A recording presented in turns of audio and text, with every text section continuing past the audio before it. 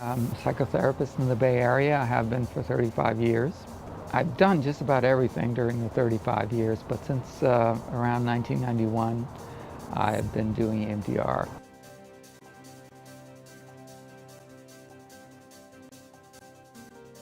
I would say the galvanizing moment was the practicum during my first training, because I'd been in an analytic psychotherapy for a year and a half after a car accident, and I'd been hit from behind and I'd seen the car coming through my rearview mirror. And after that happened, I couldn't sit at a traffic light or a stop sign. I would be looking in my rearview mirror and I would just not expect the car to stop. And here I'd been in this analytic therapy for a year and a half. It really hadn't helped at all. And now I did the practicum with someone who had never done EMDR before, 35 minutes, and it solved the problem. So that told me there's something happening here. The surprising moments are always when people come in devastated and walk out a new person. Those are always just wonderful moments. I've just written a new one which is not yet published, and it's about resourcing with EMDR, something I call dyadic resourcing. And we'll get into that a lot more later.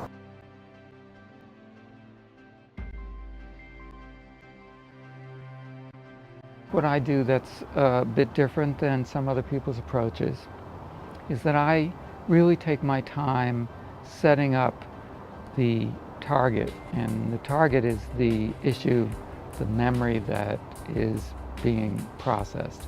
And I think a lot of people jump in, they get a pretty good idea what the target is, and then they start doing the bilateral stimulation, which for most people that's eye movements. And I find that the process is much more efficient if I take the time to really get a crisp target, and that's what I teach. Some people have trouble tuning into the client because they've got this structure that they're doing with the EMDR, and so they're busy trying to follow the structure, and then they lose track of the client. And I think attunement to the client is everything. And I think probably the biggest problem with EMDR right now is that people skip the case conceptualization, either because they're not trained to do case conceptualization, or because they just haven't gotten the big picture yet. So that's very big.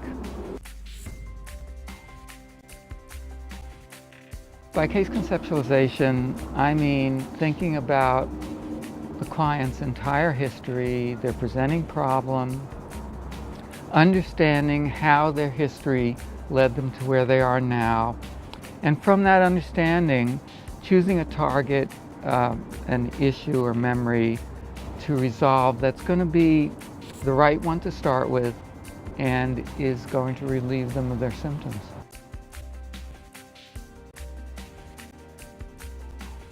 I would say the work I'm doing now is my biggest contribution, and it remains to be seen. It's just being introduced to a larger population now, and I'm hoping that people recognize what it is and learn to do it, and that I think it'll make a big difference. Giving a little history to EMDR might help, because it started out just as a treatment for single incident traumas. And because it was effective, people started using it with other clients. And in the beginning, there wasn't a really clear idea of how to use it with other clients. So the more complex cases, people would target the most obvious trauma, and then they would pound away at it, and it might take 8 sessions on the same trauma it would put the client through a lot of pain, and it may or may not work.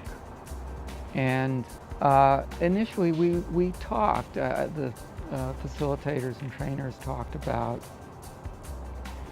how can we work with the more disturbed clients, the clients who have attachment issues, who really can't tolerate thinking about their earliest trauma because it's just too painful.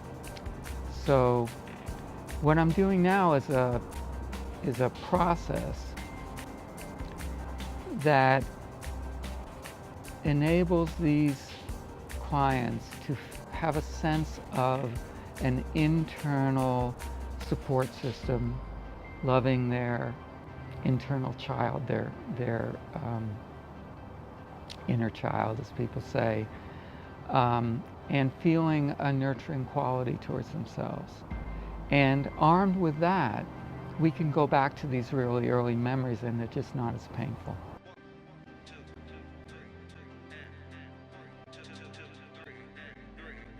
I call that dyadic resourcing, because resourcing has been around for a while, and a lot of resourcing has been focused on developing confidence or attributes or character traits.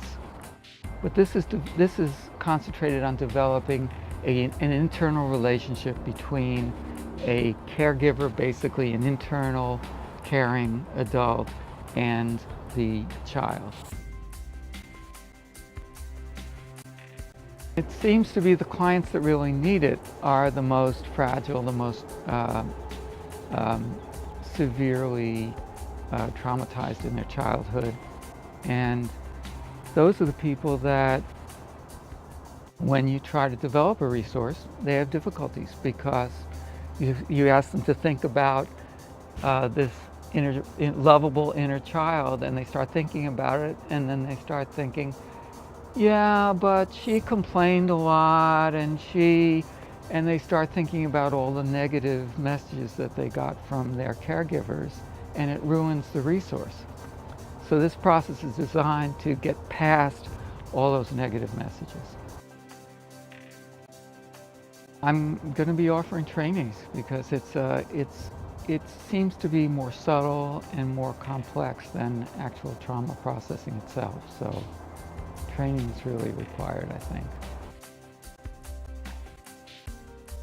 The trend is to really prepare a client in advance, get the resources online, and then be able to process traumas that we really couldn't process before, or that would take such a long time.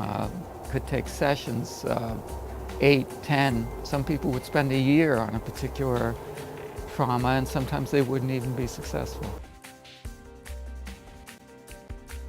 Grief is one of those types of issues that EMDR is just wonderful for. And in my trainings and consultations, I tell people, if there's a loss involved in the history, usually I suggest going for that first, because it's the kind of thing that resolves. When a person loses someone that was dear to them and important to them, and they start to process that memory, the loss, they have inside them the memory of this person, and that is what I'm referring to as a resource. And because they have that resource, even though they've lost the person, the loss processes, it almost always processes very, very quickly, usually one session. You know, when people come for couples therapy, typically they each see the other person as being the problem. And what's wonderful about EMDR is we can isolate the trigger points when people have conflicts, for instance. And then we can take those triggers back to usually traumatic memories that we can process. And the triggers can go away. And when the triggers go away, there's two things that happen when we use EMDR with couples. One is that the partner can see that, hey, this isn't about me. And the other is that the trigger gets resolved, so the partner's not as reactive either.